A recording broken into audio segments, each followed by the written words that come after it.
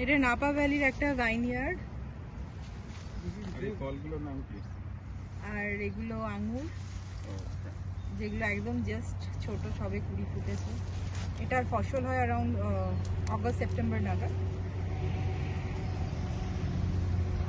আর overall এই যে আঙুরের ক্ষেত, ওইদিকে পাহাড়।